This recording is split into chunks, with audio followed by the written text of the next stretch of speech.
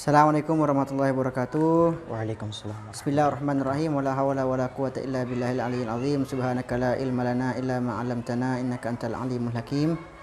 Alhamdulillah, pada kesempatan kali hari ini kita kedatangan seorang tamu yang sangat spesial, ya, yang mana beliau ini ya merupakan seorang dai ya yang namanya sangat-sangat viral di kalangan milenial kala ini. Beliau ini sekarang mungkin bisa kita katakan sebagai dai atau mufti TikTok. Ya, yang mana beliau ini memberikan mempunyai terobosan baru ya. Terobosan baru yang berbeda dengan orang-orang kebanyakan, yang orang-orang kebanyakan biasanya menggunakan TikTok ini untuk berjoget, untuk memamerkan tubuh dan lain sebagainya. Nah, Hussein ini alhamdulillah sukses menjadikan TikTok sebagai salah satu lahan dakwah yang sangat subur. Dan kami katakan kepada tamu kita pada sore hari ini, ahlan wa sahlan Hussein. Ahlan wa sahlan.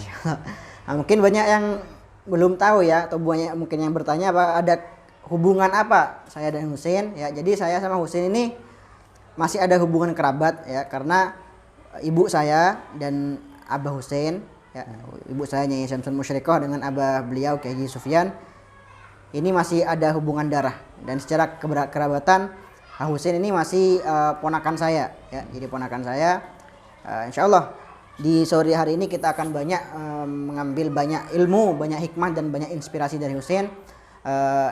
Mari kita mulai dari pertanyaan yang pertama. Mungkin bisa jelaskan Hussein ya, Hussein sekilas tentang biografi hidup ya, lahir di mana ya, kemudian sejak kecil di mana, kemudian riwayat pendidikan juga ya, mulai SD atau sampai sekarang sudah masuk ke bangku kuliah. Silakan. Sebelumnya bismillahirrahmanirrahim. Alhamdulillahirabbil alamin wassalatu wassalamu ala asyrafil anbiya'i wal mursalin sayyidina wa nabiyyina maulana Muhammadin bil qasimil amin wa ala alihi wa sahbihi ajmain, amma ba'd. Sebelumnya saya merasa spesial tiba-tiba diundang ke sini. Diundang di WA sama Mail. Langsung masuk ke pembahasan inti. Nama saya itu Hussein, udah nama lengkapnya Hussein. Dan nama lengkap Hussein ini sering banget disalahartikan sama orang. Nama lengkapnya siapa? Hussein. Nama lengkapnya siapa? Hussein.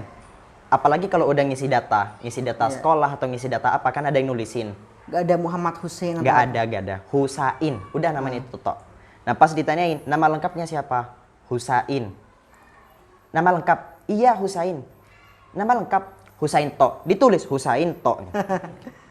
Kadang ya kesel kadang gitu. Nah, mungkin sekarang bisa Hussein TikTok. Wah. Makanya kalau ada kesulitan juga pas ngisi Gmail, pas ngisi nama Facebook, kan harus dua nama depan, nama belakang. Ya udah Hussein Basyaiban sudah. Nah, terus tempat tanggal lahir, saya itu lahir di Mekah tanggal 12 Agustus 2002, terus pindah ke Indonesia itu tahun 2008 apa tahun 2009. Pindah ke Indonesia. Itu awal-awal. Jadi mulai dari kecil di Mekah. Iya. Mulai dari kecil di Mekah. Ini mungkin yang membuat Hussein bahasanya udah lancar banget bahasa Arabnya mungkin. Dan secara lahjah pun bukan kayak bahasa Arabnya orang Indo. Lahjah Makawi. Makawi ya. Makawi. Seharusnya di usia saya yang sekarang itu saya lupa. Jawab umur 5,5 tahun pindah ke Indonesia. Seharusnya lupa. Cuman di sekitar rumah masih kita tekankan untuk bicara bahasa Arab sama kakak, sama Abuya, sama Umi. Setiap hari di lingkungan itu pakai bahasa Arab. Akhirnya pindah ke Indonesia. Ya sampai sekarang saya juga ya, aku juga lihat Hussein kalau ngomong sama kakaknya pakai bahasa Arab. Pakai bahasa Arab. Semuanya sekeluarga pakai bahasa Arab. Pakai bahasa Arab. Ya gitu, emang ditekankan kalau sekeluarga pakai bahasa Arab. Nah itu akhirnya pindah ke Indonesia tahun 2008, langsung SD. Langsung SD, gak usah TK, gak usah PAUD. Kelas 1 SD gak tahu bahasa Indonesia. Gak tahu bahasa Indonesia. Gak tahu bahasa Indonesia, gak tahu bahasa Madura, gak tahu. Belas gak tahu. Jadi guru ngomong apa gak paham. Akhirnya belajar bahasa Indonesia. SD-nya di mana? Kenapa? SD-nya di mana? Di SDN Jadi Satu. Desa, gak kita tahu netizen. Nah, akhirnya selang beberapa bulan saya mempelajari bahasa Indonesia, mungkin sekitar 2 bulan, 3 bulanan saya belajar bahasa Indonesia. Belajarnya lewat TV. Dulu kan di Indosiar itu ada iklan, ada sinetron naga tuh, yang jadi naga, yang jadi apa. Saya belajar dari situ. Nah, Akhirnya Itu belajar. sinetron Indonesia zaman dulu. Iya, sinetron Kalau Indonesia sekarang zaman kan dulu. sinetron Ku Menangis. Iya, ya Allah. Kalau itu tuh emang menarik dan Loh, pantas kenapa gitu. Kak Husin milih belajar bahasa Indonesia dari sinetron itu? Soalnya seru dan gak ada niatan belajar. Oh, Niatnya ya jadi naga, nanti berubah jadi ular. Ya itu saya rasa menarik. Nah, Iya. akhirnya cerewet saya ke Umi. Umi, ini artinya apa? Nanya lagi, Umi ini artinya apa? Sampai Umi bosan mungkin, tapi Umi tahu kalau anaknya lagi belajar bahasa Indonesia. Pertama kali belajar itu emang bahasa Indonesia. Belajar bahasa Indonesia sampai jadi Sin, lancar. uminya sama abahnya Husin mulai dari sejak kapan ada di Mekah? Abi saya dari masa bujang. Oh, Jadi santri di sana, termasuk muridnya Syekh Ismail, termasuk muridnya Syed Muhammad Alwi Al-Maliki, Syekh, banyak ulama-ulama. oke. Abi- Terus mungkin Nah, akhirnya Abi Umi ya sudah ngajar saya pakai bahasa Indonesia, ngajar saya pakai bahasa Madura. Sudah pindah belajar di TV nih ya. Akhirnya masuk ke sekolah. Nah, bentar, dulu di Mekah sama sekali gak pernah ngobrol bahasa Indonesia atau bahasa Arab? Nggak pernah, nggak Sama paham. abah sama umi gak pernah? Nggak pernah, nggak paham. Belas, kakak saya pun gitu. Sampai sekarang kakak saya kurang, bahasa Maduranya kurang. Jadi sekarang lagi proses Sama kayak kamu? bahasa Madura. Nah. Enggak paham. Paham Paham. cuma Enggak bisa. bahasa kerama mungkin Bisa. bisa? Bisa. Oke.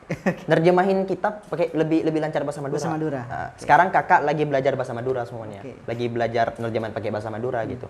Nah, akhirnya di SD semester 1 pertama kan belum lancar tuh ya. Semester 1 itu kan 6 bulan.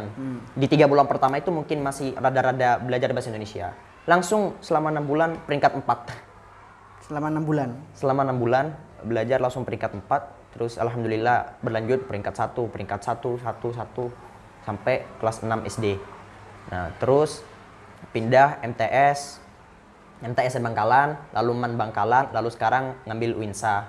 Sebenarnya mau keluar.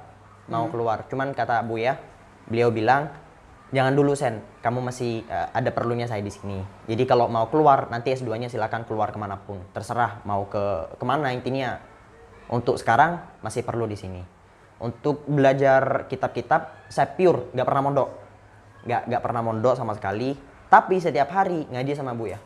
Setiap hari ngaji sama Buya, ngaji sama kakak, belajar Ngaji kitab-kitab apa aja itu? usul, nahwu, Udah shoroh. belajar usul? Iya. Masya Allah. Ngaji usul dan sebagainya. Itu ngaji ke kakak, ngaji ke Abuya. Jadi Jadwal kalau ngajinya misal dikatakan ada banyak yang tanya, Husain ini usianya masih sangat muda. Sekarang usia berapa? 18. Baru 18. Baru 18 ya. Mungkin mereka bertanya-tanya dari mana Husain bisa mendapatkan maklumat-maklumat agama yang seperti itu yang sering Iya. disampaikan di TikTok atau di sosial media yang lain. Iya. Apakah hasil dari didikan murni, hasil dari didikan orang tua, kakak-kakak, atau Husain juga baca-baca dari kitab-kitab atau dari buku-buku? Baca dari kitab, baca dari dapat dari kakak, dari Abuya. Intinya selama ada kesempatan di mana saya dapat ilmu, ya saya lihat. Kadang kalau benar-benar bingung ya, buka fatwa. Fatwa itu biasanya paling mudah kan untuk dicari. Buka fatwa-fatwa masyayikh, saya buka gitu. Nah, akhirnya belajar kitab sama Buya. Sampai sekarang nggak pernah non-stop ngafalin Al-Quran sama Buya. Terus Udah dapat berapa sekarang? Alhamdulillah. Alhamdulillah. Alhamdulillah. Ada. Ada. Sebenarnya Memang target hatam Quran. Hafal sampai hatam. sudah. Sudah. Masya Allah. Kakak saya semuanya, saya 5 bersaudara sudah Semuanya semua. hafal Quran, Mas. Jadi kakak saya yang pertama kalau Jadi Husain mulai dari umur berapa ngafalin Quran? nah, saya itu termasuk yang paling nakal. Ah. Kakak saya semua itu hafal Quran di usia muda. Kakak saya yang pertama itu kalau gak salah ngafalin Quran, intinya semuanya di usia 6 apa 7 gitu. Nah, terus kakak saya yang pertama kalau gak salah usianya 12 hafal Quran. Kakak saya yang kedua usianya kalau gak salah 11. Itu semua murni didikan orang tua. Enggak. Mentornya sama orang tua. Mentornya Abuya, cuman sama Abuya kalau untuk tahfidz Quran ke Masjidil Haram dulu, kakak Oh, saya. dulu waktu di Mekah Iya, ya? waktu di Mekah. Kakak saya yang kedua itu hafal Quran umur 11, kakak saya yang ketiga kalau gak salah umur 10. Kakak saya yang keempat ini hafal umur 13 kalau gak salah. Saya yang paling nakal. Umur 16. Sebenarnya start awalnya mulai itu sama di usia ke-6. Cuman berhenti di tengah jalan. Itu metodenya kayak gimana sih? Setiap hari nyetor berapa halaman? Atau gimana? Setiap hari harus nyetor 2, murajaah sama awal sama baru. Jadi Husin mulai ngafalin Quran umur 6 tahun, khatam umur 15 15 apa 14. Intinya gini, umur 6 tahun itu kan ngafalin. Nah, terus berhenti di tengah jalan, nakal. Tapi kitab masih terus, tapi nakal. Alasan saya ngafalin Al-Quran, pengen mulai lagi tuh kelas 1 SMP. Alasannya karena malu. Habis itu emang nggak pernah, alhamdulillah bukan tipe yang suka banding-bandingin anaknya. Kan itu nyakitin bener kan kalau suka dibanding-bandingin. Tapi enggak, habis saya nggak pernah banding-bandingin. Tapi setiap ada tamu, habis itu selalu tahadduts bin nikmah, selalu cerita anak saya alhamdulillah hafal Quran, yang pertama hafal Quran, kedua hafal Quran, ketiga hafal Quran, keempat hafal Quran. Saya nggak disebut. jadi malu sendiri gitu. Malu. Enggak diejek, enggak. Cuman ya punya 5 bersaudara semuanya disebut hafal Quran, masa saya sendiri enggak itu. Nah, motivasi awal pengen ngafalin lagi gara-gara itu. Nah, jadi kelas 1 SMP saya bilang ke Abuya, Abuya saya pengen hafalin Quran. Ya, ayo cong gitu katanya. Ngafalin terus sampai kelas 3 SMP. Oh enggak, kelas 10, kelas 1 SMA. Baru selesai. Dan sampai sekarang belum berhenti murajaah. Belum berhenti murajaah. Masih nyetor Kak Abuya. Jadi kalau setiap habis maghrib nyetor. Dan sambil ngajar juga di rumah, ngajar Quran, ngajar Safinah, ngajar Sulam. Ya buat anak-anak yang baru itu. Jadi sekarang ngaji sambil ngajar di rumah. Iya, ngaji sambil ngajar. Jadi Husin ada banyak netizen yang nanya, mengapa Husin kok milih kuliah? Apa Husin nggak punya rencana mondok? Dan yang kedua, apakah Husin punya rencana kuliah ke luar negeri? Kalau ada, mau kemana? Nah, kalau ada mau kemana itu ada, belum takutnya beda nanti. Takutnya beda? Iya, masih dirahasiakan. Alasannya pengen kuliah ya itu, emang tertarik di dunia akademik yang begini, yang formal. Tapi di samping itu masih tetap ngaji. Kayak setengah modern, setengah nyalaf. Kalau nyalafnya kan ngaji ke abi, ngaji ke kakak, masih model talakti. Iya. Karena jujur sampai sekarang nggak ada metode untuk belajar kitab, belajar nahwu, belajar sarf, atau belajar ilmu apapun yang lebih baik daripada metode talakti. Jujur, nggak pernah nemu yang lebih baik dari itu. Talaki ini face to face. Face to face, kayak face to face ngaji, baca kitab, bener-bener baca kitab. Makanya sebenarnya kalau untuk metode-metode kilat untuk 1 bulan katanya, 1 bulan bisa baca kitab, itu untuk sebagai ilmu tambahan, oke. Tapi kalau bener-bener pengen memperdalam, nggak bisa, harus lebih lama. Harus minimal kalau benar-benar pengen bisa baca kitab atau apa, ya mungkin 6 bulan, 1 tahun. Oke. Sebagainya. Oke. Pertanyaan selanjutnya, Sin, gimana awalnya ya Husin ini kok bisa menjadi seorang dai nih mungkin ya, seorang mentor, seorang mufti mungkin atau muallim. Enggak. Di TikTok ya. Jadi ya aku sendiri tahu Husin dari dulu ya. Kita sebelum Husin terkenal di TikTok, kita sudah sama-sama aktif di Instagram, bahkan Husin dulu yang aktif di Instagram. Iya. Ya, sudah sering ngupload video-video ya dan lain sebagainya. Dan kita pun baru tahu kalau kita ini ternyata saudara. Iya. Ternyata masih kerabat ya. Nah, gimana kok awal mulanya Husin kok tiba-tiba tergerak untuk membuka TikTok, dan gimana ceritanya Husin kok bisa tiba-tiba viral dengan begitu cepatnya ya kan? Kalau nggak salah udah baru berapa bulan punya TikTok? Dari bulan puasa berapa bulan? Bulan puasa itu bulan berapa? Bulan puasa sampai sekarang sekitar 5 bulan 6 bulan ya. 6 bulan. Iya. Sekarang udah punya followers 1.400.000. 1.400.000. Gimana mungkin Husin bisa ceritakan pengalaman pertama ketika berdakwah di TikTok dan sampai sekarang ya, mungkin motivasi utama Husin berdakwah di TikTok itu apa? Jadi asal muasal sebenarnya awalnya itu ya, dulu saya tuh dari dulu emang suka public speaking, suka ngomong, suka bahas sesuatu, suka diskusi. Ini juga banyak yang nanya. Ya. Suka diskusi sama siapapun. Ini juga banyak yang nanya, Sin, dari mana Husin belajar public speaking? Nah iya, nah dari mana-mananya itu gara-gara pramuka sebenarnya di sekolah. Pramuka, ada pramuka, saya jadi pratama dan dituntut harus bisa public speaking. Nah itu ketika di SD? MTS. Dan abi saya itu tipe orang yang selalu ngajak diskusi anaknya. Saya itu kalau ke mobil ya, naik mobil berdua sama Buya. Abuya nyetir, saya naik mobil ke Surabaya, ke perjalanan jauh. Jangan dikira kalau yang dibicarain itu bicara apa. Bicara apapun. Kadang bicara agama, bicara masyayikh, bicara politik. Nah, saya masih kecil itu. Bicara politik sama saya, bicara diskusi sampai sekarang, bahkan tadi pagi masih diskusi gitu sekeluarga, kita bahas hal-hal, bahas politik luar negeri, Pakai bahasa Arab sekali lagi. pakai bahasa Arab. Masya Allah. Bahas politik luar negeri, bahas apapun semuanya dibahas. Ini Nah, bahasa Arab yang kalian gunakan bahasa Fusha atau bahasa Ami? Am. Mekawi ya. Makawi, Iya. lahja Makawi. Nah, akhirnya sampai mana tadi bahasa Pak? Abahnya sering ngajak diskusi. Iya, abi saya sering ngajak diskusi dan saya tuh emang suka banget buat public speaking dan saya upload dulu itu random, postnya random, bahas sesuatu, bahas lucu-lucuan, bahas apa. Di mana dulu? Di Instagram. Instagram ya. Instagram dan mikir kalau saya ngupload kayak gini tuh apa manfaatnya buat orang?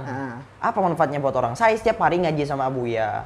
Masa apa yang saya ngaji ini tuh gak aku share ke orang. Akhirnya tak hapus itu semua video-video random. Itu video random termasuk video apa itu big box. Ah iya. saya teman-teman beatboxer. Jadi nge-beatbox dulu. Ya sebenarnya buat main-main. Nah, astagfirullah kalau ingat-ingat lucu. Nah, akhirnya saya hapus itu semua post-post yang post-post random yang nggak ada manfaatnya sama sekali. Saya hapus semua. Terus saya mulai bikin video tapi gak berani upload. Bikin video gak berani upload sama sekali. Kayak ya sudah gitu. Hingga akhirnya saya menemukan satu akun Instagram. Iya.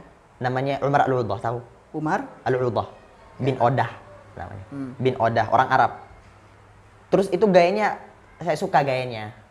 Suka gayanya kayak anak muda banget. itu gitu. juga akun dakwah. Akun dakwah. Akun dakwah ala-ala muda, orang Arab. Ya. Kalau nggak salah berkebangsaan Saudi Arabia. Iya. Nah akhirnya, orang kayak gini tuh bisa juga ngupload kayak gini ke Instagram ya. Akhirnya saya bikin, deg-degan itu, ya Allah.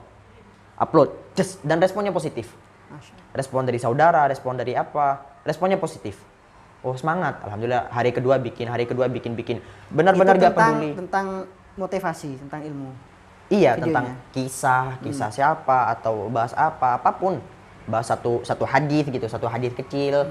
Saya bahas. Dan memang katanya Husin mulai dari kecil udah biasa latihan ngomong di depan kaca. Iya. Dan ya kebiasaan dari kecil kayak bicara di depan kaca, apapun saya bicarain gitu. Di depan kaca. Apapun. Intinya yang penasaran gimana caranya public speaking langsung ke YouTube. Oke. youtube.com/basyasmin. Udah di sana ada saya bahas. Nah, akhirnya saya upload di Instagram, lama-kelamaan ya sudah. Gak peduli mau followernya gimana, mau viewernya gimana, intinya saya upload di Instagram. Alhamdulillah mulai agak besar waktu itu 12.000 di Instagram. 12.000 itu selama beberapa tahun itu. 12.000. Akhirnya masih kalah saing sama Ismail Khalil. Iya. Sampai pada suatu ketika intinya ada suatu alasan challenge sama temen, challenge kayak main-main. Intinya yang kalah itu harus vakum selama 1 bulan Instagram. Kayak jangan main Instagram sebulan. Itu challenge apa? Ada main-main sama temen. Nah, akhirnya 1 bulan full, crack 1 bulan, vakum. Ya Allah, sedangkan stok di HP itu banyak video-video. Nah ini belum diupload, mau diupload kemana? Sebelumnya ada anak rumah yang dicokocoh, diejek-ejek sama anak-anak. Gara-gara dia joget jamet. Joget jamet gitu. Katanya diupload di TikTok. Ding ding ba ding Nah, ding. iya, lagunya itu malah. Lagunya itu. Ding ding ba ding ding oi gitu. Itu diupload sama dia di TikTok dan dijadiin bahan ejekan sama teman-teman. Akhirnya saya penasaran, apa video kayak apa itu? Saya download TikTok, terus tak cek videonya. Ya Allah lucu banget orang ini, ngapain kok gak malu kataku ya, joget kayak gini. Ya sudah, dan aplikasinya belum saya hapus. Nah, akhirnya pas waktu itu kan bingung. Mau upload di mana? Mau upload di mana? Oh iya, aku kan punya TikTok, tapi kan TikTok bukan tempatnya dakwah kataku. Orang-orang di sini semua aja joget-joget. Joget-joget apa? Alay orang.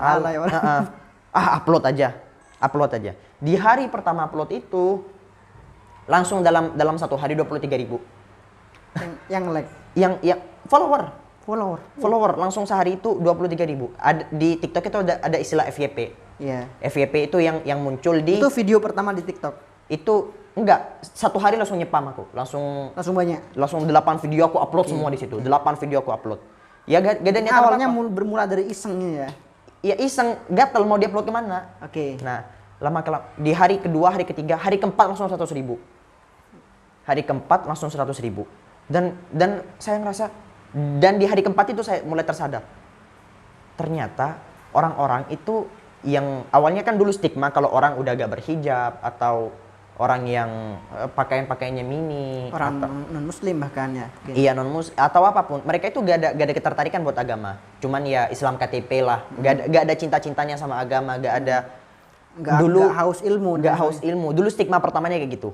Pas saya upload, pas ngelihat respon orang-orang positif ini, pas aku lihat di follower itu yang rata-rata gak pakai hijab, pakaiannya pakaian mini, pas saya, loh, kok nge-follow aku ya?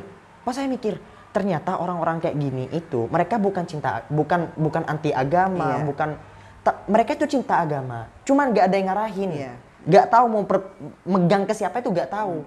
Nah, sekali ada bahasan tentang agama, mereka tertarik. Oh, ternyata gini ya. Akhirnya bikin saya tambah motivasi. Bikin setiap hari video di TikTok, bikin dakwah, bikin video-video dakwah lah di TikTok. Kadang juga iseng bikin video-video iseng buat menarik perhatian juga. Kan orang bosan juga kalau tiap hari kerjaannya ceramah-ceramah. Ya, Dan gitu. memang video-video Husin waktu itu sudah selalu muncul di FYP ya. Iya, alhamdulillah. Masya Allah. Masya Allah.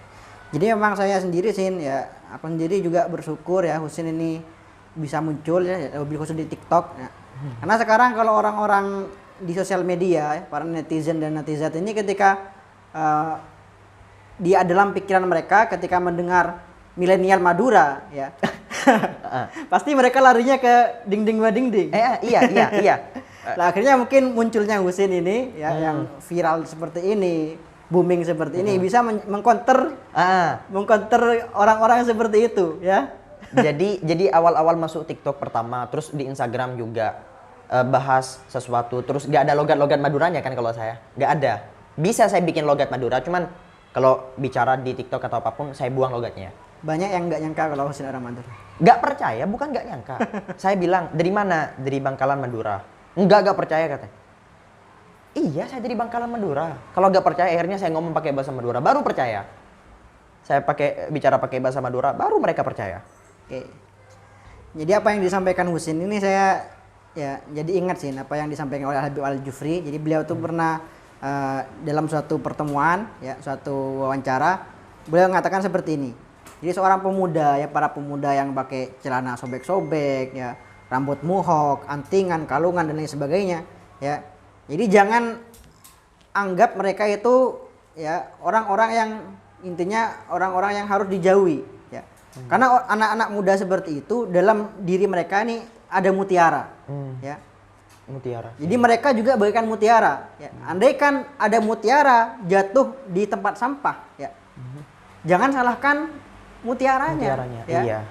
Jangan salahkan lingkungannya, tapi tugas kita adalah mengambil mutiara itu ya, kemudian membersihkannya dan meletakkannya di tempat yang layak seperti itu. Jadi pada intinya semua pemuda ya, semua orang-orang ini dalam diri mereka ada Mutiara. ya, ada mutiara, intinya ada apa ya, darah atau ada keinginan yang sangat kuat untuk berbuat baik, untuk menjadi orang yang lebih baik dan diridhoi oleh Allah Subhanahu wa taala seperti itu. Oke, Sin. Lanjut ke pertanyaan yang lain ya. Iya. Gimana sih rasanya Husin ya? Rasanya Husin menjadi orang terkenal ya. Jadi Husin sekarang jadi orang viral ya. Orang viral, gimana rasanya jadi orang viral, terkenal, dikenal orang banyak ya. Ya, lebih-lebih followers Husin ini rata-rata ini para cewek ya. Kalau nggak salah di Instagram 80% cewek ya.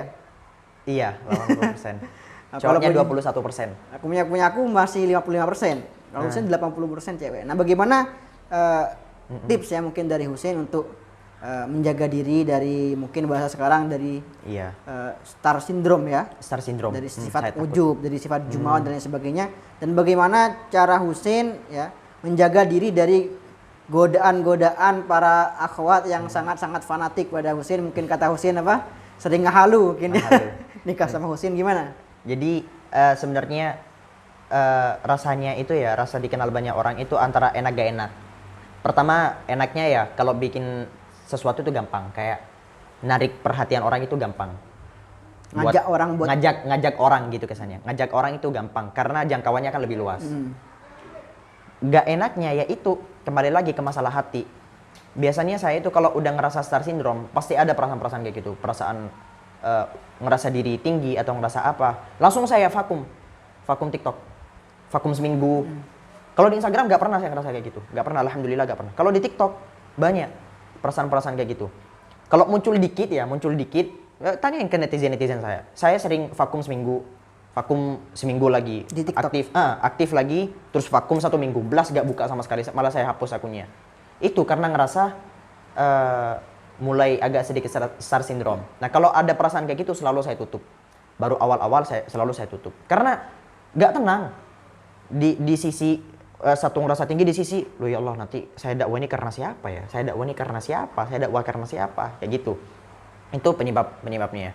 Kalau untuk menghadapi perempuan-perempuan ini, jujur, kalau komen-komennya ya sampai ada bahasan ngehalu atau ada bahasan, kalau bilang Masya Allah ganteng, udah biasa. Iya. Tapi kalau udah lebih dari itu, Blokir.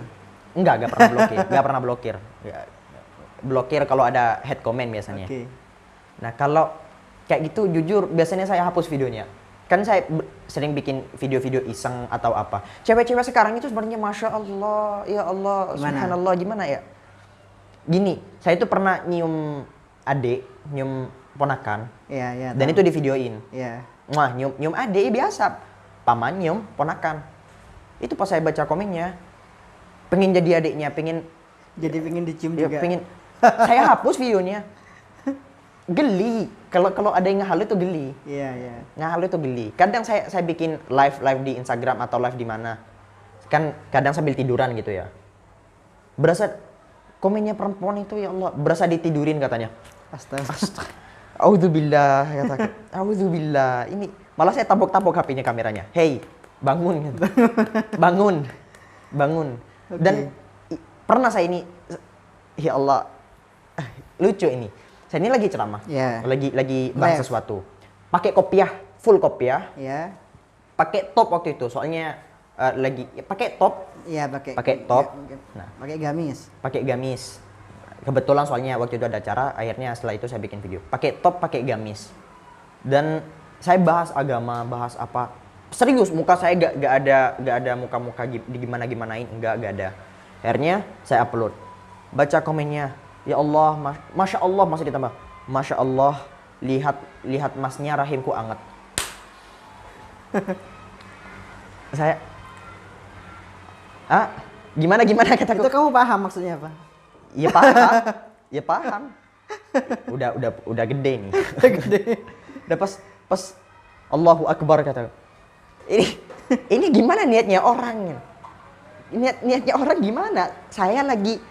Kalau saya lagi sok ganteng. Lebay-lebayan gitu. Lagi lebay-lebayan, lagi sok ganteng atau lagi foto gini. Kayak gitu wajar, saya wajarin. Ya walaupun tetap gak wajar, gak bisa diwajar-wajarin. Karena kaburnya ke sexual harassment. Kayak pelecehan seksual secara verbal. Nah akhirnya mikir isi akalnya itu gimana ya? Ya Allah. Oke Sin. Ini mungkin pertanyaan juga ya kan. Biasanya kan di Madura ya. Lebih-lebih di keluarganya Husin ini banyak ya. Jadi anak cowok itu udah ditunangin mulai sejak kecil ya. Bahkan di Madura ini baru di dalam kandungan udah ada yang ditunangin. Iya. Sebelum lahir udah ada yang ditunangin. Nah Husin sampai sekarang udah punya tunangan apa belum? Enggak. Dan ada rencana menikah muda apa belum? Rencana menikah muda tidak ada. Enggak ada. Soalnya belum siap. Karena kalau nikah itu ada orang yang bilang bahwasanya nikah itu modal pokoknya nekat gitu. Kalau saya sebenarnya kurang setuju. Bukan menyalahkan, enggak. Lebih ke kurang setuju. Karena menikah kan harus ada persiapan mental, sebelumnya harus ada gimana cara terbiah nanti ke anak-anak. Banyak hal ini dipersiapkan sebelum pernikahan itu. Gak cuman kalau duit banyak siap nikah, gak gitu juga. Atau mungkin dia cuman kuat mental tapi gak kuat finansial. karena ada bahasan-bahasan yang harus dibahas. Jadi gak ada niatan buat nikah muda. Nah, jadi kalau saya ditanyain sama orang, Sen, pro nikah muda atau enggak? Sering banget, Sen, kamu pro nikah muda atau enggak? Bukan untuk saya, tapi pro. Saya gak pernah bilang saya pro nikah muda, nikah tua. Saya pro nikah ketika siap. Karena sekarang itu, kalau bicara tentang fisik, anak-anak perempuan sekarang itu belum di usia yang menurut negara itu usia siap menikah. Kan ada gitu, ditetapkan oleh pemerintah, usia siap menikah. Bahkan sebelum usia siap menikah ini, mereka udah matang dari fisik, dari pemikiran. Abi saya dulu pernah bilang ke saya, anak-anak sekarang itu sama dulu beda, saya bilang. Anak-anak dulu sama sekarang. Anak-anak dulu itu umur 13, umur 14 itu bahkan nggak ada, belum, yang balik di usia itu jarang katanya. Jarang. Sekarang katanya. Usia 11, usia 10 udah balik. Usia 9 balik. Dulu itu mungkin cuman hanya bahasan kitab mungkin. Usia 9 balik di usia 9. Tapi faktanya jarang. Jarang katanya, dulu tuh jarang kata Buya. Sekarang kalau dilihat sekarang itu gampang banget nemuin orang-orang balik kayak gitu. Jadi saya pro nikah ketika siap. Oke. Gitu. Jadi Untuk apa punya target di usia berapa nikah? Target Dan juga yang nih aku mikirnya gini sih, Husin ini kan pasti banyak penggemarnya kan. Iya. Punya penggemar wabil khusus para akhwat ya. Mana akhwat cantik-cantik juga. Nah, biasanya kalau aku bayangin jadi Husin pasti bingung. Ini mau yang gimana gitu loh. Apa Husin punya kriteria khusus? Biasanya kalau orang kayak Husin ini ya, nanti Husin ada rasa harus apa ya? Perfeksionis. Punya harus yang gini, harus yang gini, harus yang gini. Cantik, hafidhah, kaya, anak kiai dan lain sebagainya. Husin apa punya kriteria khusus? Nah, sebenarnya abi saya itu bukan tipe orang yang jodoh-jodohin, enggak. Cuman alhamdulillah sistem keluarga saya itu suka. Kalau semisal anak, kakak saya atau saudara saya itu bawa calon, maka abi umi itu berhak buat bilang iya atau enggak. Iya. Kalau abi bawa calon ke anak, Iya. saudara saya berhak buat bilang iya atau enggak. Jadi apa, saling sepakat gitu. Dan suka banget saya sama sistem keluarga, alhamdulillah gitu. Bukan sistem dijodoh-jodohin atau apa. Nah, Husin sampai sekarang belum bawa calon sama sekali. Enggak, belum ada niatan.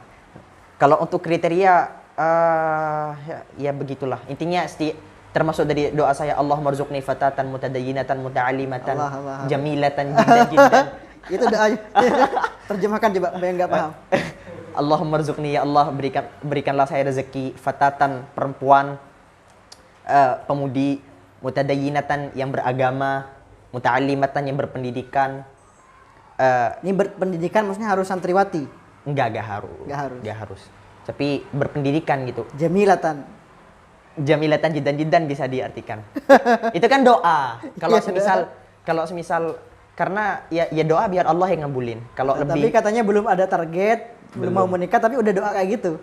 Ya iyalah, termasuk dari doa. Allah marzuqni buat nanti gitu.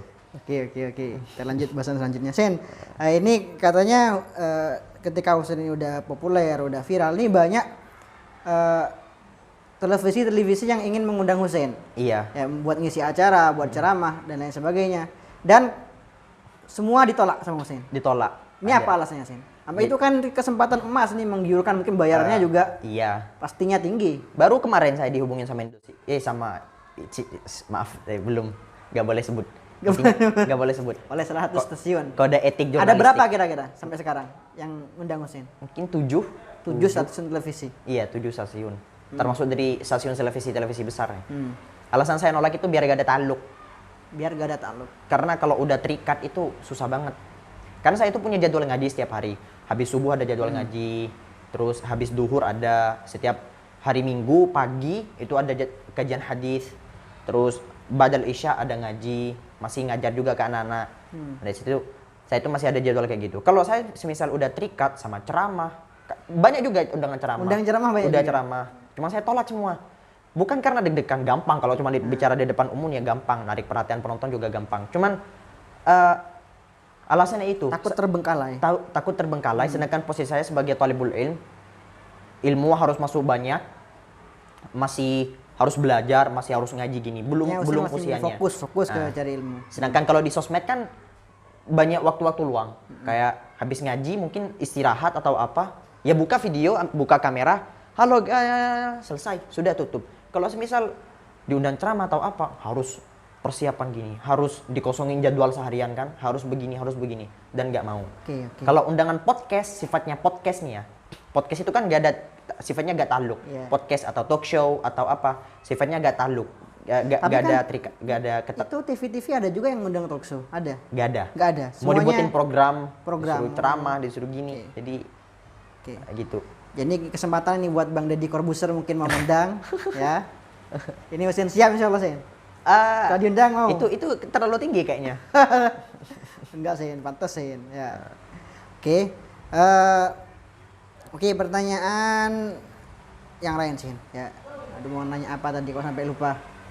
Tadi sempat tanya sampai mana? Sampai apa? Nikah. Ini apa? Iya, kriteria ya. Kriteria. Sampai kriteria. Udah. Ini pertanyaan terakhir Sin ya. Iya. Mungkin Husin punya pesan ya. Husin kan sekarang udah intinya punya pengalaman yang sangat cukup ya, dakwah di sosmed, punya kenal orang dari banyak kalangan ya, mulai dari kalangan santri dan kalangan biasa dan lain sebagainya.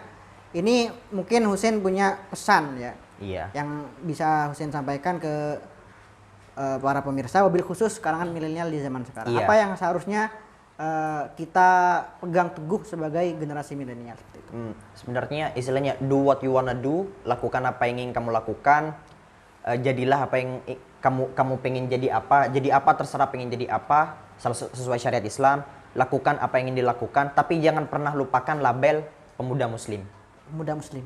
Kayak kita adalah pemuda muslim, punya kewajiban begini, perihal untuk kita tetap wajib untuk berdakwah.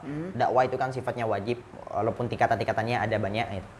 Ya tetap jangan lupakan bahwasanya kita itu muslim, karena saya lihat banyak orang gitu ya malu untuk bilang bahwasanya dia muslim. Malu pakai atribut kopiah, pakai sarung, itu malu kayak atribut kayak gitu, Gengsi gitu ya. gengsi. Dan saya bilang ngapain gengsi gitu, kenapa harus tampak malu untuk bilang bahwasanya kita itu adalah hamba Allah?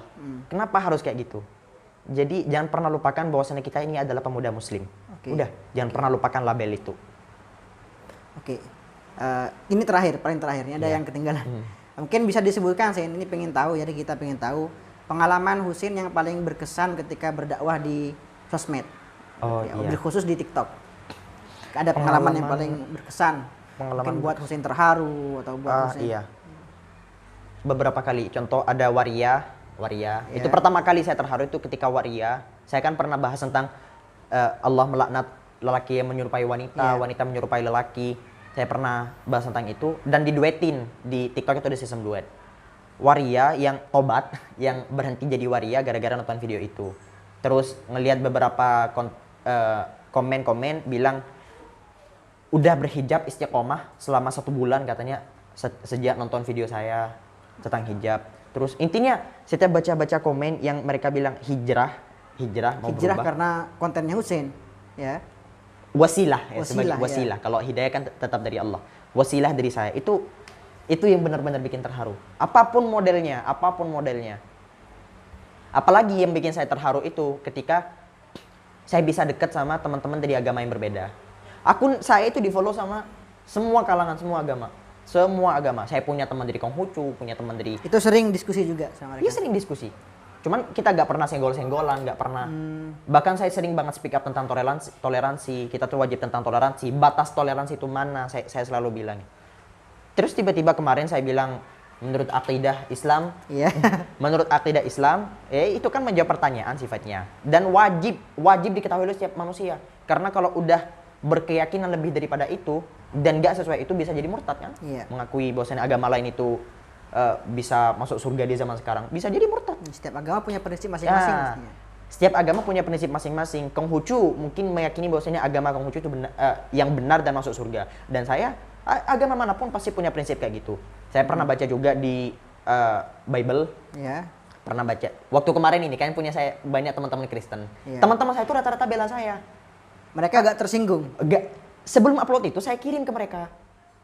Sebelum upload video, saya kirim ke teman-teman Kristen, gimana gitu, muda, agnostik. Saya punya teman agnostik yang nggak Adi Medin, nggak punya agama. Ateis. Ateis itu orang nggak percaya sama Tuhan. Ya, ini. Agnostik itu percaya tapi nggak beragama. Oh, oke. Belum menemukan titik terang mana Tuhan yang benar gitu. Ya. Dalam masa pencarian ya. Dalam masa pencarian. Agnostik, tanya ke teman yang Buddha, tanya ke teman yang Hindu. Tak kirimin video itu semua. Dan mereka bilang, enggak sih, kamu bilang keyakinan kami katanya. Oh ya sudah. Pas aku upload, boom, rame.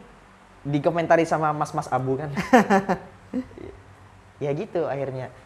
Dan saya tiap malam malah kita nge-zoom. Dan isi zoomnya itu dari semua kalangan. Buddha, Kristen, apa kayak. Kita semua gitu. Dan mereka nge-follow akun saya. Ah, oke. Waktu itu pastinya Yasin banyak intinya Yasin yang nyerang Husein. Ya. Intinya ujaran kebencian ke Husein. Itu gimana Husein anggapinya? Biasa aja. Biasa aja. Biasa Nggak aja. ada rasa stres, shock apa gimana? Enggak. Soalnya dulu pernah ngerasain hal yang lebih besar, jadi ketika ngadepin kayak gini tuh dianggap enteng gitu. Soalnya kan ada kan orang itu kalau kena ada komen nggak bener aja, ada komen ngeritik sedikit aja udah dia kepikiran gini-gini. Husein nggak? Enggak. Walaupun di komen sama mayoritas orang saya salah, tapi saya ngerasa benar sesuai syariat Islam, tetap saya ngerasa diri saya mayoritas. In kunta wahdaka 'alal haqq fa antal jamaah. Apa itu? Itu kalau nggak salah pernah saya lihat di serialnya Imam Ibnu Hanbal. Imam Hanbal. Ketika kamu berdiri sendiri di atas kebenaran, maka seharusnya kamulah yang dihitung sebagai mayoritas. Gitu. Oke. Jadi kayak gitu. Oke, alhamdulillah pada sore hari ini kita banyak memetik ilmu, hikmah, ya, ibrah dan inspirasi dari Husein. Ya, terima kasih Husein. Mudah-mudahan apa yang kita dengar dari Husein pada sore hari ini bisa bermanfaat ya untuk diri kita sendiri, untuk para pemirsa juga. Ya, sekian mungkin yang pertemuan kita pada kesempatan kali ini. Insya Allah mungkin kedepannya ya, Husein kalau ada waktu luang akan kita undang lagi insya Allah ya. Ya udah. Sekian yang bisa kami sampaikan. Billahi taufiqul hidayah wa ridhaul inayah. Wassalamualaikum warahmatullahi wabarakatuh.